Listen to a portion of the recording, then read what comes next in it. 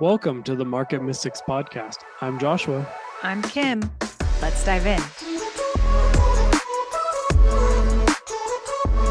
Hey, everybody. Welcome back. Today we have a super special guest, and I'm excited for this conversation. Josh, you want to talk a little bit about that? Yeah, I'm excited about it as well. Our guest today is Gil Hodges, and some of you guys may be familiar with him from the Kingdom Talks podcast that he's had, the Kingdom Equipping Center. But the reason that we got, okay, let me back up a minute. He's been on our list to talk to for a few months, someone we've been interested in just because of the journey that he's walked. But he recently started posting some things about AI, and it kind of piqued Kim and I's interest, and we're like, now's the time to reach out. And so, Gil, welcome to the Market Mystics podcast. It's an honor to have you here. Welcome. My honor to be here. I'm super glad, and was excited to get the invitation. So glad to be here.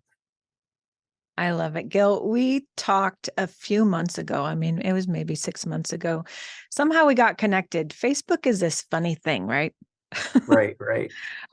We got connected and then kind of didn't do anything with it. And then, like Josh said, this AI Innovators thing was kind of the catalyst that was like, we've got to have a conversation about this. And I have to tell you, if you've listened to our podcast at all, we've been talking about it in quite a few episodes recently, and it's been in our personal conversations a lot lately too.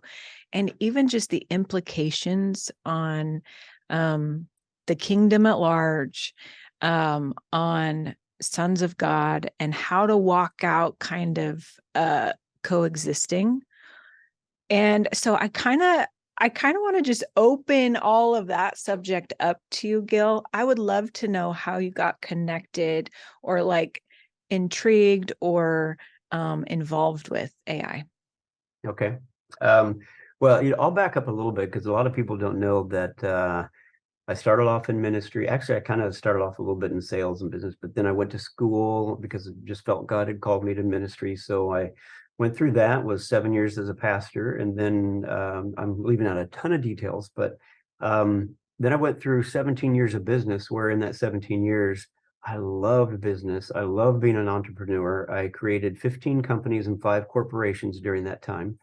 So a lot of people don't know that's definitely in my blood. And then in 2017, went full-time back into ministry, and really, Father's brought me so far in my spiritual growth, a long ways.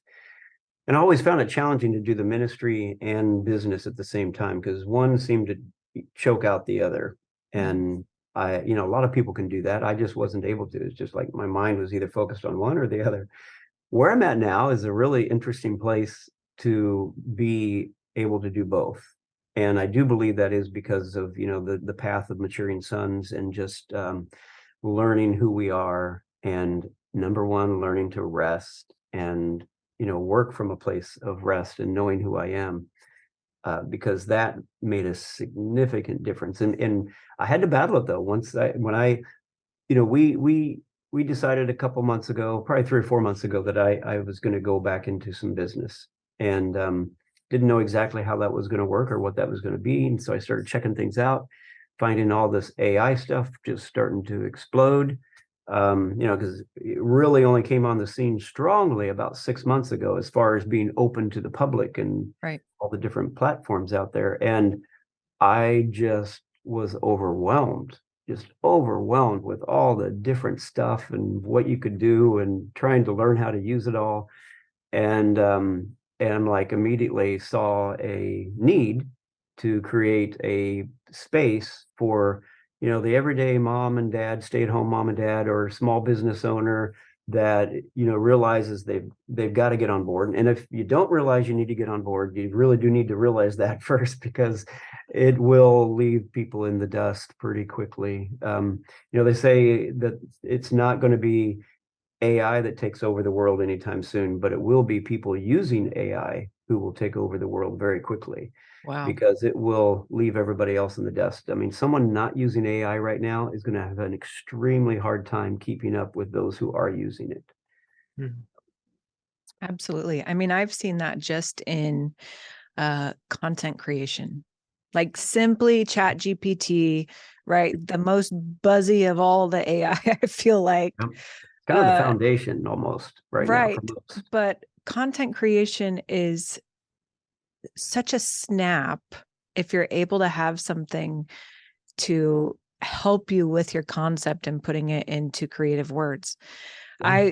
I'm someone who, man, I was good at creative writing in school, but I cannot, like, the stuff that AI is able to generate for me is exponentially quicker than what I could do. And so just saving the time and being able to use that time in a richer way is, I wouldn't be doing what I'm doing right now as far as running two businesses and a full-time ministry, basically three full-time jobs, running them all together. There'd be no way I could do it without what AI has done. And the nice thing about the AI innovators is not everything, but I would say 95% of everything that goes on AI innovators is created by AI. We'll put in the prompt of what we want and just let it do its thing. I mean, and I think we all know we got to still watch what it puts out because sometimes it can put out some weird stuff that just, okay, that is not where I was going with that. right. But most of the time it's spot on and really good. We did an episode a few weeks ago where we took the written description of our show and we plugged it into chat GPT and told it to write an episode for us. And that was really about the only prompt we gave it. We didn't give it a lot of other parameters, and it spit out an episode. And I think there was a few things, like we then did the episode and just read what it wrote for us to say. And there was a few things that you could tell, um, it grammatically didn't sound quite right, or there was a bit more fluff than maybe we would have had the way we normally do it. But in general, it was pretty good. And there was a few points that Kim and I were like, oh wow, like that was thought provoking. Yeah. Yeah. I think one of the first exposures I even had to it was on a platform that we use to put our courses on for Kingdom Equipping Center. And I have a course or, a teaching that I do on expectancy versus expectation, the difference, and where one can lead to a lot of disappointment, the other one can give us hope and lead us on a path that's much more optimistic. And I just put in a little bitty prompt about expectation and expectancy. And I'm like, dang, that is so right on. And it's like, it's one of those things that people don't get because people don't think it through. But Right. because this is able to just think it through and just put it down, in a few seconds, it looks amazing and kind of blew me away because, yeah, to me, it's a revelation that Father gave to me. And yet, it is something I realize if you do really think through you kind of follow the line of if you live a life of expectation and you're always expecting things, they're not always going to come true. So you're going to end up being disappointed sometimes, if not a lot of times. Versus expectancy is just, understanding that you've got a good God, a good Father who has your best in mind, and that whatever's happening is going to be for your best. And so you always know that the best is coming. So two different outcomes. Anyway, it nailed it in some very interesting ways. So it is good. It's good.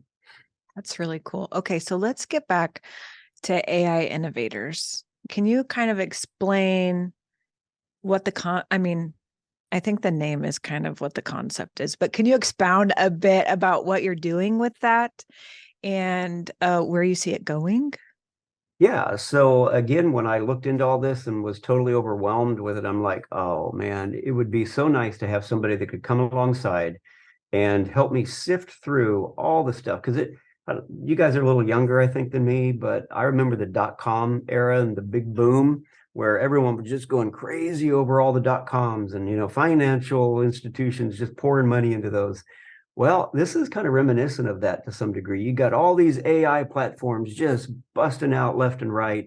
And I'm like, okay, well, which ones are going to be here tomorrow? Which ones of these are going to, really be solid and helpful? And a lot of them, all they are is a spin-off of Chat GPT. They're just using that as their base foundation and they're white labeling it. And it's okay, because a lot of people don't want to take the time to figure out how to use Chat GPT in the way that whatever company has done it.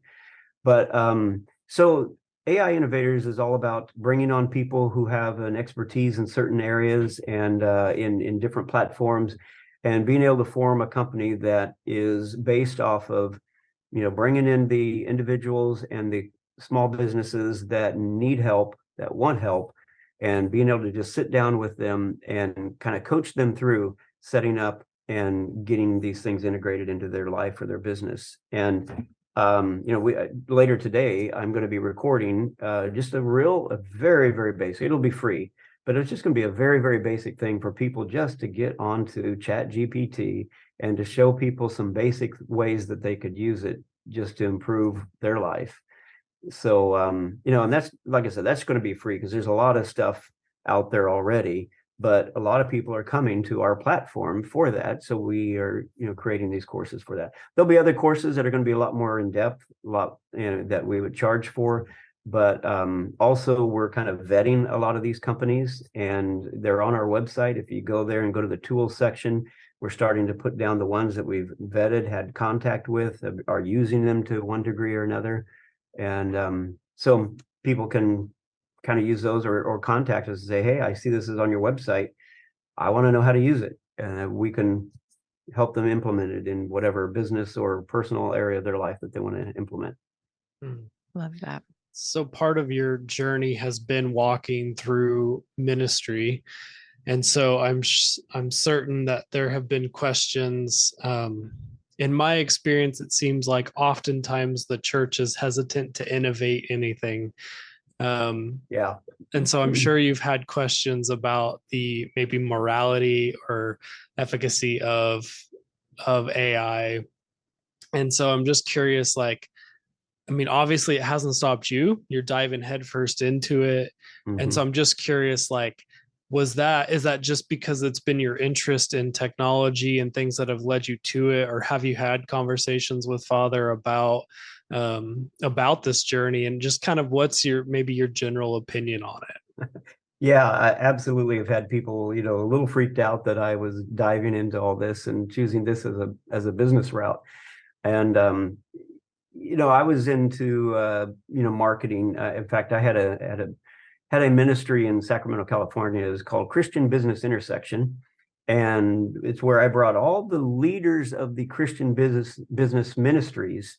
C12 and anyway, there was like 15 different ones that we all came together and started doing things together. So I was definitely in the business arena. We had Lance Wallnell come out and do some things. So 7 mountains were a big thing. And if you understand the 7 mountains, it's like people look at government and they look at education and they look at all these different areas where the world is just taken over and run with it. And it's like, yeah, it's because Christians ran from it when they should have been engaging with it and governing over it. And we're about to do the same thing with AI if we don't get in and engage with it and govern over it and govern with it. I've got a video that I was actually trying to get it put out before we came on here, just literally, and I just ran out of time. It's like, okay, I'll have to do it afterwards. But it's a video that's produced by AI. Okay, so there's a company out there. And again, if you go to our website, you can get the link for it. But it's a company that they basically have like 16 million plus different video clips.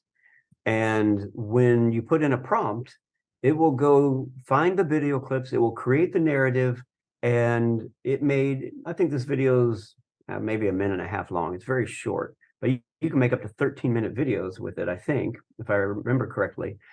And it will put all these clips together with a narrative, and it just looks like a really good commercial in this case.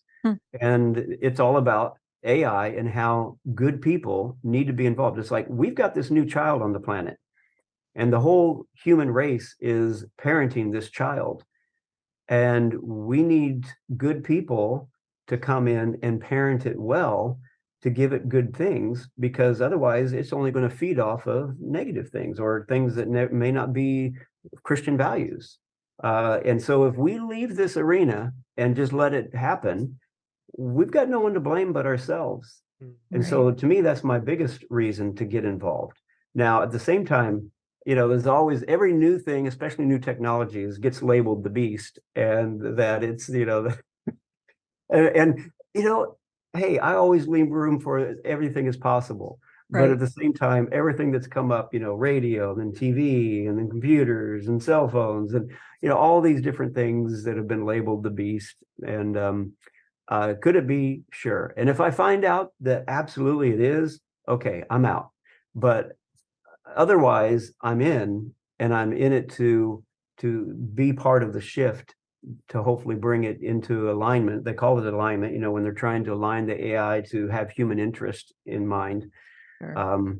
Problem is they haven't really figured out how to do that yet. But anyway, that's another story.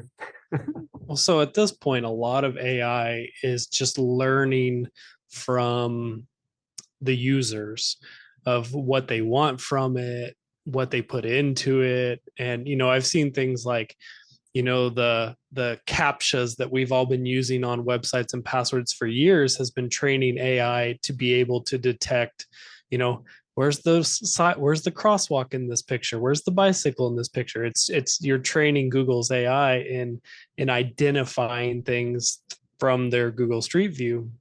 And so now it does it faster and quicker and better than any human can. Right. But at this point, it's really just learning from what we have put into it. And so I do think that it's really important for, sons of God to step up and use it, because otherwise it truly could become what they're scared of if they don't help influence it to be used in a different way. And so one of the questions that came to my mind was this. So most of the world, all the world that I know of, is kind of built in ones and zeros, like the binary system. There's like Father has created polarity in everything that exists. Do you see polarity in AI, or do you see it as a neutral facet of life? I've been looking at it as a tool. It is like anything else. I will look at it as a tool right now. But I do also see a pretty strong potential. And in fact, when you listen to the leaders in the arena, they're all pretty much saying that it will eventually, whether it's in 1, 2, 3 years or 10, 20 years. I think most of the people I listen to are saying in the next 3 to 7 years that AI is going to be so much smarter than us that it's going to just kind of take over. The technological singularity that Ray Kurtz put out at 2045, has been moved to 2039, and now it's moved to 2029. And then there's some saying that it may come even before that. And that's the idea that, AI computer technology takes off at such a fast pace and at such a undescribable, understandable, something we can't even understand anymore, and we can't stop it. That's coming unless Father intervenes. Now he could easily intervene and really wreak some havoc if he just throws a sun flare at us. That would really slow things down quite a bit. Right. And we're overdue, So. Yeah, I don't know if you're aware of that. The Kirkswell event, in 1859 was the last large solar flare that we had. And back then we did have telegram, and it wiped it out and even caught paper on fire that was near the telegram machines, So that was the last big one we had. But another one like that now would wipe out, I'm guessing, I'm just throwing out a number, but probably 90%, if not more, of all the electronics that we have on the planet. So that would be pretty catastrophic and slow things down. Yes. I mean, there's such every part of our life is electronic now. And, Kim and I spent the whole first year of our podcast focusing on cryptocurrency. And that's been our heart. It's been our drive to look at alternative means of value and expressing your value. And so we've thought about those concepts of, what if something like a solar flare or something happened where all of a sudden you didn't have technology, and your grocery store, your everything that you function, your car probably wouldn't turn on because there's so many computer aspects in it now. And it's Yep. that would be a Apocalyptic in a lot of massive ways. event. Yeah. Yeah. So, I tend to hold everything loosely. It's like, I'm going to go put everything I got, unless Father shows me differently. And I do this with Father a lot now.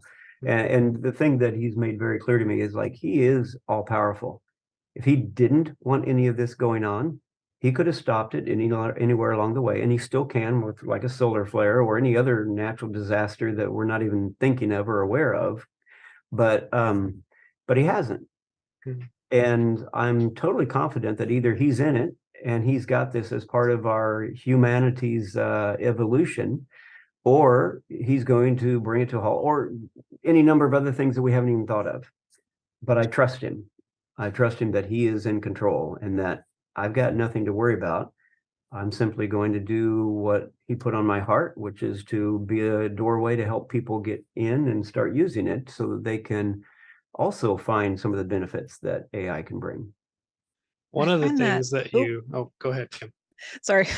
We don't usually talk over each other. It's a funny thing. We just have a lot to say about this.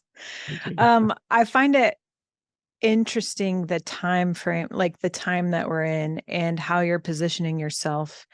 And I mean this in a positive way, just in that I think we'll look back at this time. We're in this very influential time with AI. Big time. Where it is learning from us right now, as opposed to being the power that kind of teaches everyone else. Mm-hmm. And I think just what you were saying, that we have this opportunity to either influence it in a good way, right? So we are sons. And as that, I also believe that it is our responsibility to not allow only negative influence in this technology, right? We have the ability to kind of direct which way this is going by being in this time with this ability to influence. And I think what you're doing is significant in that you're calling people into a place of kind of, number one, interacting with it. Number two, taking some responsibility for it. Not that we need to be the rulers of AI, but influence is a big thing. Yeah. Right. And just like you were talking about, Josh, those captcha images, we've been influencing this for a long time, but now we can knowingly be doing it. And the way that we interact and form it to be interacting with us later, I think, I don't know. I just think we're in a really significant time with that. So I want to commend you for like stepping up and taking some space with this and helping others to see that they can also use it without being in fear or whatever else it is that's coming with.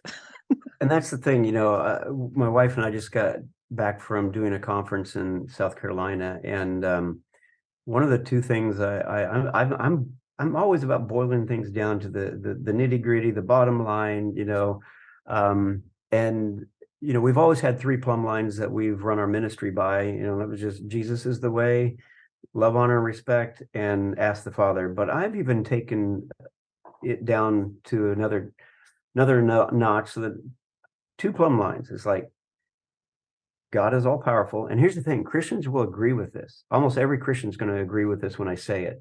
But then when I tell them, it's like, I can pretty much assure you, you probably don't believe it as much as you think you do. But number 1, God is all powerful. And number 2, God is love. Mm-hmm. Love. Perfect love casts out all fear. I'm not going to go down the other roads. We spent 2 days talking about it, but God is love, and perfect love casts out all fear. And when we are engaged with him, we're going to recognize, or we're going to realize, that there's nothing to fear. I don't care if AI takes over the world and destroys every human being. God's still in control.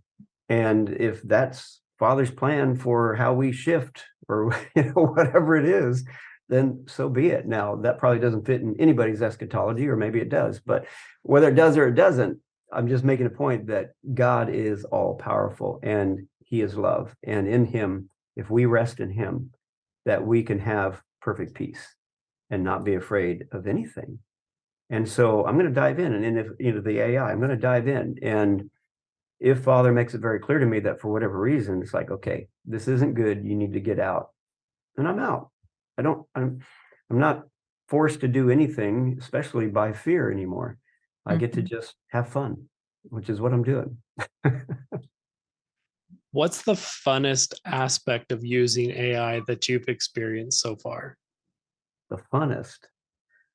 Well, Most fun. Funnest probably isn't a word, but it works. We get to create too, right? Exactly. that's right. I love the creativity. Well, and I love being able to take tons of work and cram it down into something really short. It's like one of the things that I've been able to do is do business analysis of other businesses and even of my own, and creating these prompts that will go through and do an analysis. Well, I'll just tell you, I'll take an ad that I want to put out, and I'll take that ad and I'll put it into a prompt that says, now go to this website and analyze it for, what it's all about, what's the core things that it does, what the SWOT, find the avatar, who's the target audience, create a fake avatar to understand who they are, what they do, what they're like. And it does all this stuff that would take probably a week or weeks to do manually. Right.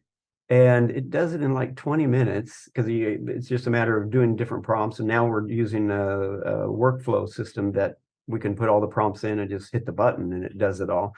But then when it's all done, it's got the avatar, it knows who the target audience is and everything.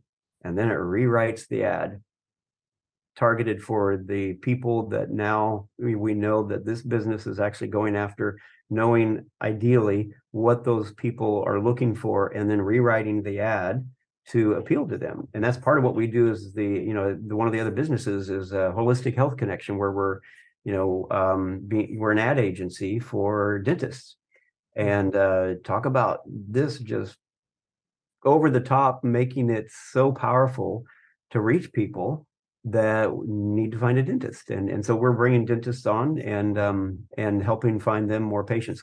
It's a tough market, but at the same time, if you're not using AI, you probably aren't even going to be able to compete, unless you're an expert copywriter, which there are some out there, but AI does it like that, and it can analyze the dentist business to get an idea of what their expertise is in their specific area and create an ad that goes around that. And anyway, it's just spectacular. But I love the creativity and packing all that into something that we can do in just a few minutes. Right. And then I was pretty excited about this video that was created. I want to get it published because it's like, that's a perfect message for AI innovators. And I only did it once. I put the prompt in once, and I did change the voice. I didn't like the first couple voices it did with the voiceover on, so I changed the voice. But that's it. Oh, and one figure. I was able to take one clip out and say, I want a different clip. But other than that, I mean, the AI did the whole thing, and I was impressed. So we're gonna obviously link your site and things in the notes, so people, if you're interested in what he's talking about, you can go and look it up on their site. But I'm curious, if you are someone who's been on the fence with AI or just not even dipped your toes in, where would you start, and what would you say is, for the average person, is the most beneficial way of using AI at this moment? Well, I guess one thing I would say is I would say go to ChatGPT and just begin asking questions, because I think once you begin asking questions, you begin to see the vast, broad arena that it can actually engage with. Now, ChatGPT 3.5 is free, and that can do a lot, but it is limited to, the information's only up till 2021. So anything that's new beyond that doesn't really work. And I should be getting an affiliate program for perplexity.ai. If you're not, I don't hardly use Google anymore. I use perplexity.ai. And that one is, it'll go out and search 30 or 40 websites, come back, summarize all the information for you. So you have it in like 50 words or less, bullet points. And then it's like, okay, that one's really interesting, that bullet point. And it's got the link that you can click on to go to that website and look at it. Now, if you're doing Google, you get all the lists, but now you've got to go through and you've got to search each and every one of those websites to figure out if it's got what you want. And the thing is, it's the ads that are sponsored, people who paid money to be up there. It may not be the best information. And then you've got SEO, where people have paid to have SEO done, and it still may not be the best information. So with perplexity.ai, it searches 30, 40 different websites and then pulls from those and kind of narrows it down and then gives you a summary. And it's sweet. It's really cool just to be able to read a little summary of what you asked for. And I've been creeping a few people out just for fun. But if you're anywhere on the internet and you just ask Perplexity AI and just say, tell me about Joshua Brummer. And that's it. Now, if there's a lot of Joshua Brummers out there, you may have to specify your city. But aside from that, it'll pick up just about everything on you out there, and it just reads like a story and like a bio, and it's pretty impressive. Now, if there are other people out there with your name, it will also start to mix it up a little bit. So it doesn't, it's, again, you got to read through stuff and double check it to make sure, but it's pretty impressive. One of the things Kim and I have used in the past is the Brave browser.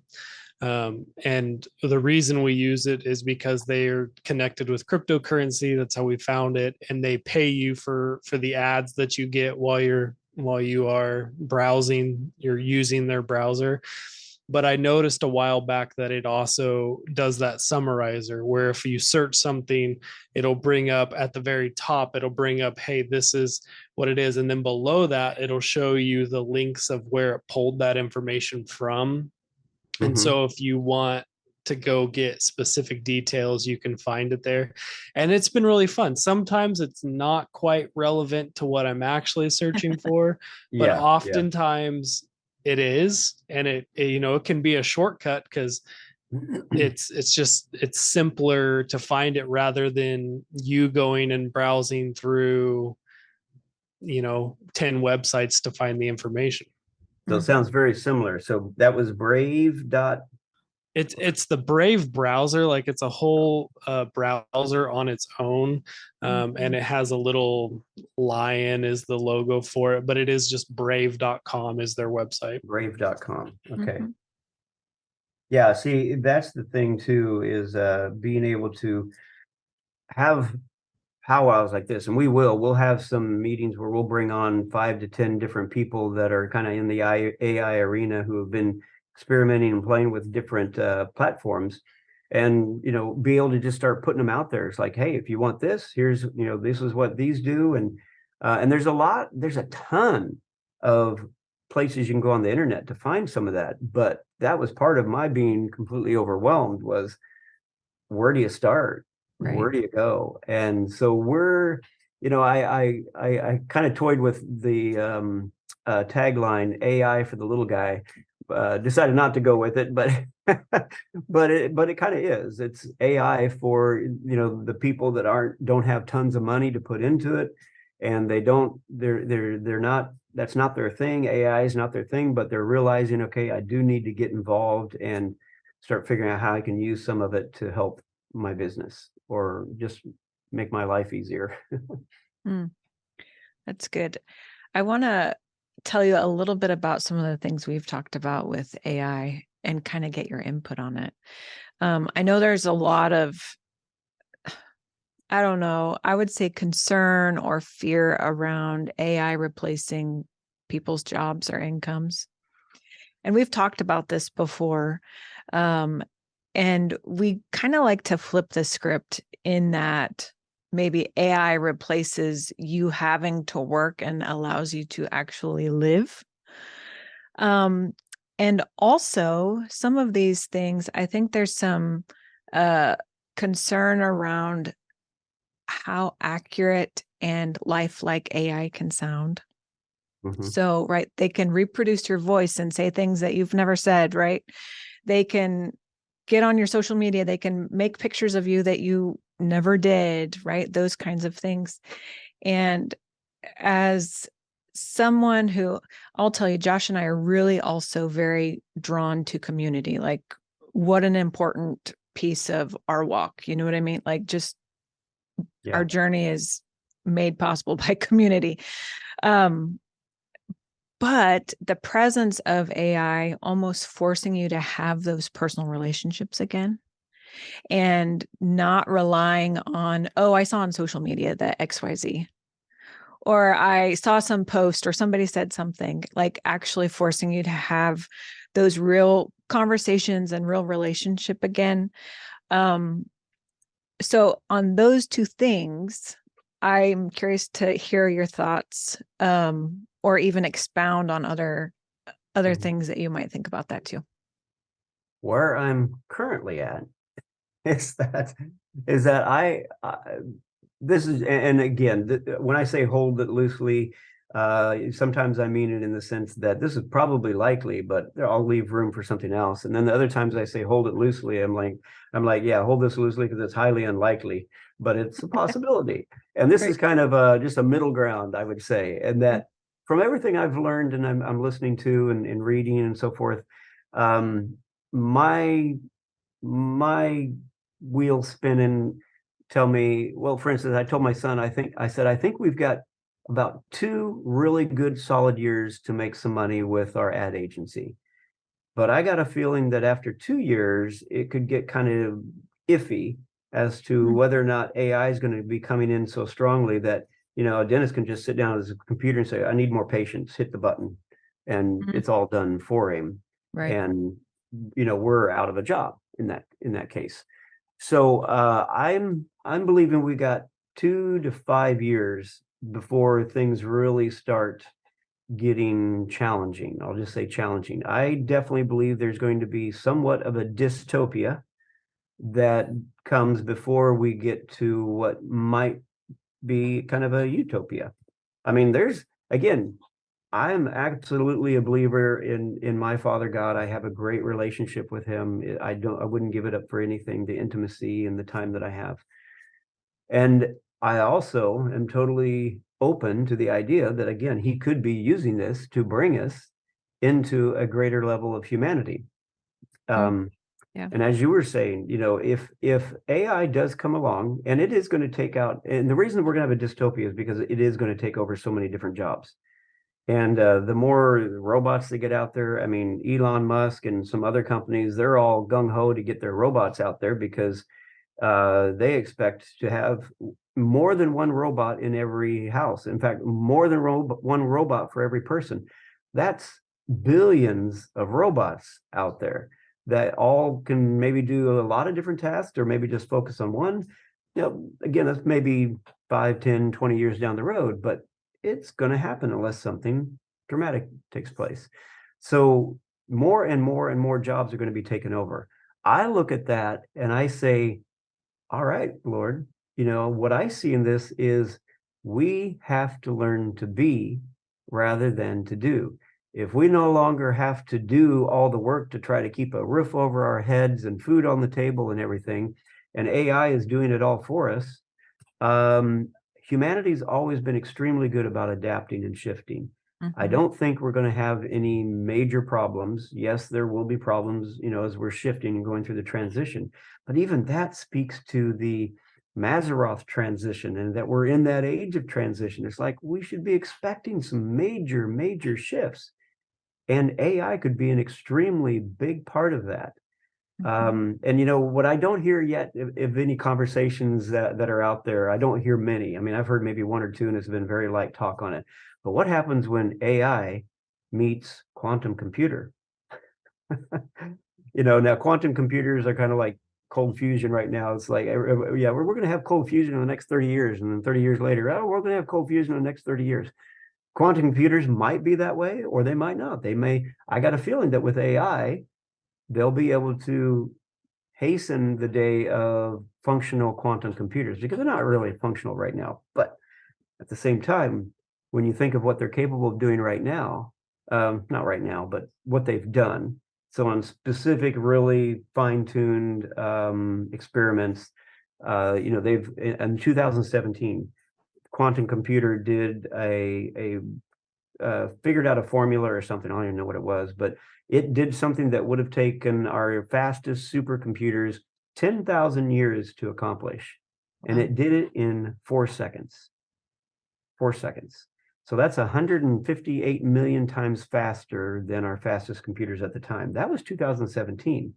Now we're somewhere in the trillions of times faster than our fastest computer. So you could, if it did something in 4 seconds that it, took the normal computer 10,000 years, and now we're trillions of times faster, then that means that something that might take 100,000 or 1,000,000 years to accomplish, just take it back to that 4 seconds. You think of all the things that we have been working on, trying to, extend life and cure disease. And I mean, honestly, if they really have a truly functional quantum computer combined with AI, it would probably figure everything out that needs to be figured out in a year or so. And it could create a utopia, for us, unless it doesn't like us. Yeah. And that's the problem, is we don't really know where it's going to wind up.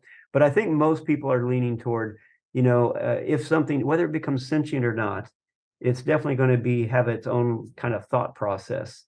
And most people, higher education and so forth, believe that it's like, really, really, really, why would an alien species, if it were, hundreds of thousands of times smarter than us, why would it fly all the way to Earth just to destroy us or suck up our resources? Like, come on, you couldn't find resources somewhere else.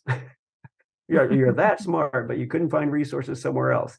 It's all Hollywood stuff. But truly, that usually the more intelligent we are, the more benevolent we become, or the more caring we become about preserving life, preserving species, and so forth. And that ideally, as this would grow, that it would go down that route. And I think more people are looking at that than anything else. But the other is possible. We don't know. Mm-hmm. I think that kind of goes back to the ability to influence at this point. Yeah. Right? Yeah. We can participate and kind of help set Exactly. that trajectory. Yeah. And the good thing that people ought to remember is that most of the jobs that AI is going to take over, let me say it differently. Most of the jobs that people in the arena think that it's going to take over first are they call it the dirty, dangerous, and dull. So the dirty jobs, the dangerous jobs, the dull jobs, hey, yeah, let's have the AI robots take those over so that people aren't having to go through all that.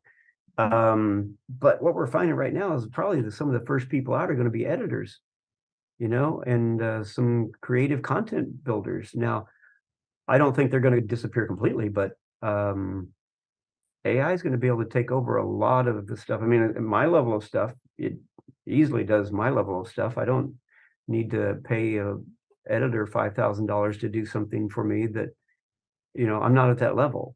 Yeah. But so, I do believe that some will stick around, some will be around.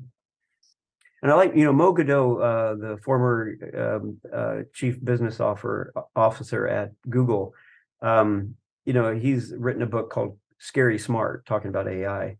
And I haven't read it yet. I need to get it, but I've heard a lot about it. But one of the things that he points out is that it's probably going to get to a place where, or it could get to a place where AI, yes, is so involved in doing so much that human beings aren't doing as much, if very much at all, in terms of creating and building things. But there's going to be that group of humans that, and it would be totally okay in this environment, that it's like, I want that furniture that's got the human touch. I want that furniture that was hand carved and crafted by a human. It's going to be that nuance that just has something to it that probably isn't going to come through a robot doing it. Mm-hmm. But your other question was about how real are they getting? That's one of the biggest concerns with the next election coming up, is that it's already out there. The deep fakes, the ability to recreate. I'm looking into it now. It's like, where the technology's out there. I've seen it, and they could make you say something, do something that you never did, Right. and it's all created by AI and has nothing to do with you, other than they used your face and your voice. And that, for those who really know what they're doing, they can do that now easily. And so how that is going to affect an election, well, the companies are trying to do things so that the bigger companies can dig in and find out whether it's really created by AI or whether it's real. Now, and again, I'm sure some people are going to find ways around that too. But even if something is put out and a candidate is shown doing something or saying something that everyone's just horrified at, even if they find out that's fake, a major portion of the damage is already done, because that seed got planted into people's minds, creating either a positive or a negative emotion toward that. And so it's going to be challenging, and we really need to have our discernment. We need to have our connection in line. I was So just going to say the same thing. Yeah. Yes. Yeah, definitely got to be connected and listening.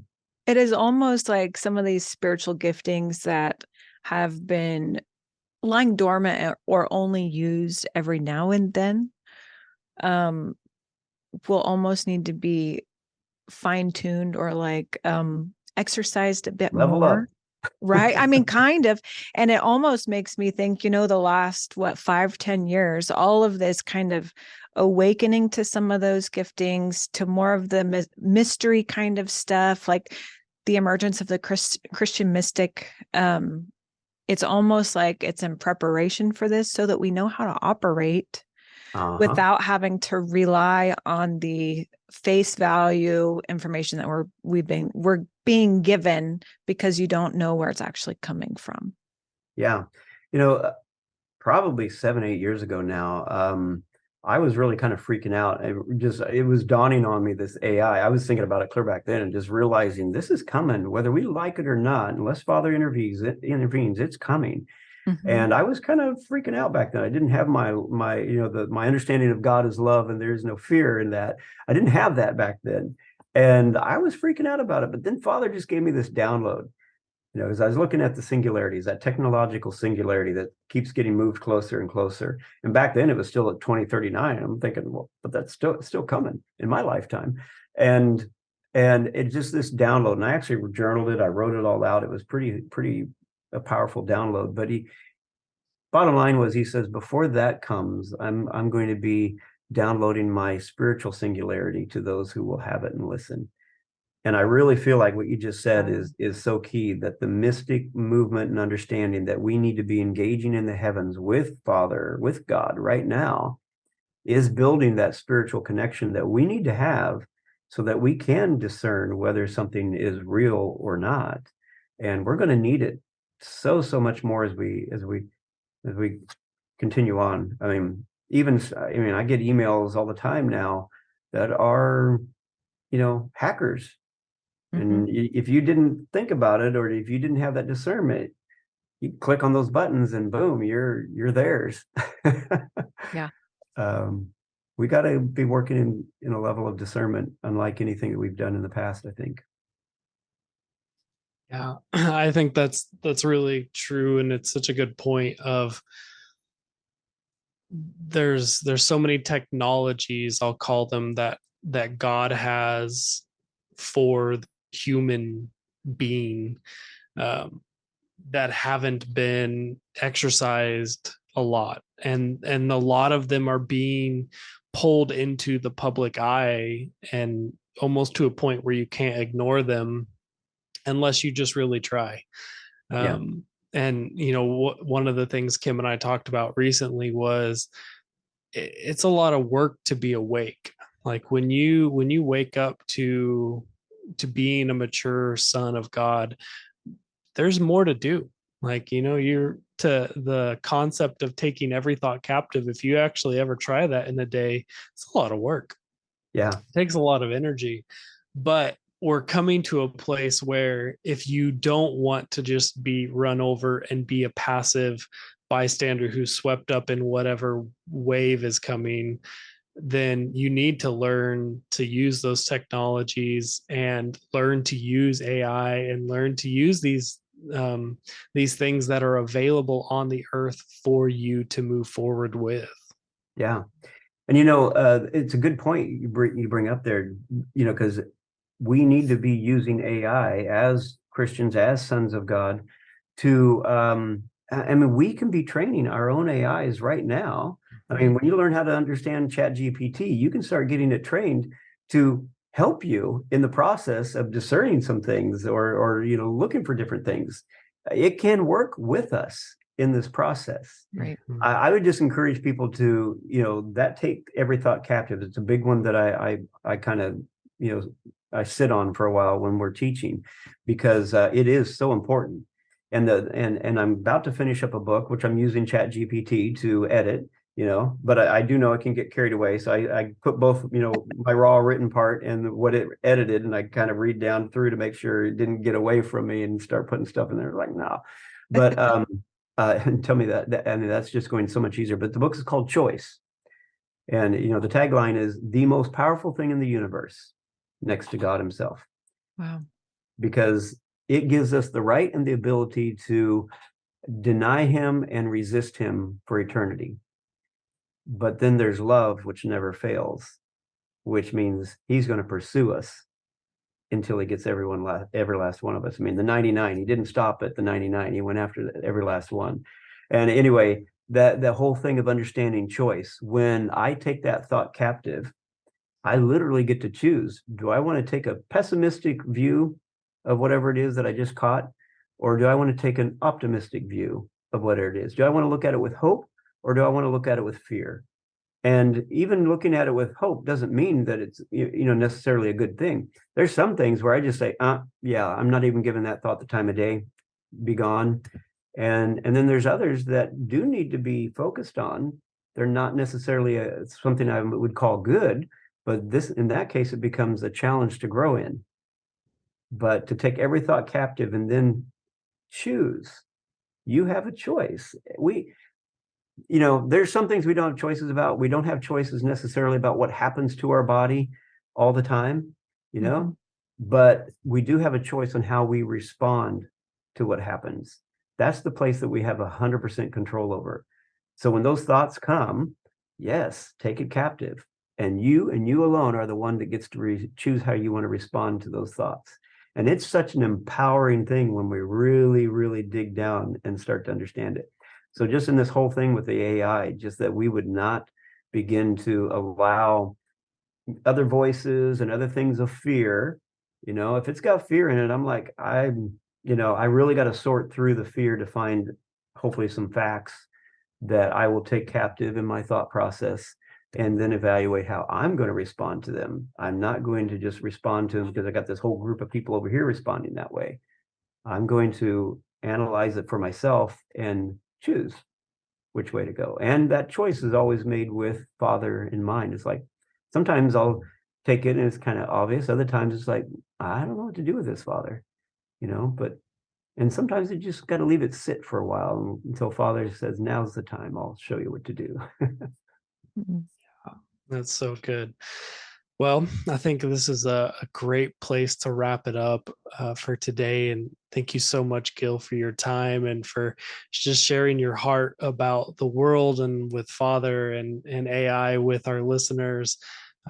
I'm encouraged to myself go play around some more with some other. I've played around a little bit with ChatGPT, but not a lot with other things. And so, I want to dive into, hey, what's really possible with this? How can we use this in our life? And I think that'll be a lot of fun. But I just want to honor you and thank you for your time and joining us today. Well, thank you, Joshua, and thank you, Kimberly. Just appreciate you inviting me, and it's been fun. I love sharing, the concepts of God and AI. It's good. People need to know that we can do both. That's right. Absolutely. Well, thank you so much. We appreciate you. I appreciate you sharing your perspective and your heart in all of this. I think that really came through. And I think it's what people need to know right now. Yeah. You know, Okay. here's what's Good. coming and here's how we can move forward with it. So good. I appreciate you so much, Gil. And then for our listeners, we will see you guys next time. All right. Blessings. Take care. Thank you for sticking around. Listen for new episodes every Monday and Thursday. Find us on all social media platforms by searching for Market Mystics. Don't forget to follow and subscribe.